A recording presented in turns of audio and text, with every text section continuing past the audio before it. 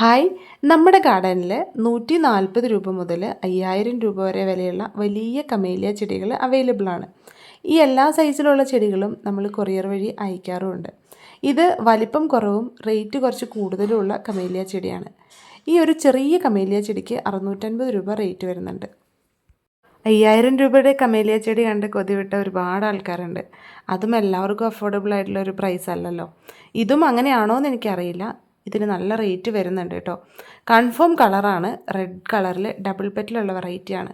പൂവിടാൻ ഒരുപാട് സമയമൊന്നും കാത്തിരിക്കേണ്ടി വരില്ല, ലെയർ ചെയ്ത വെറൈറ്റി ആയതുകൊണ്ട്.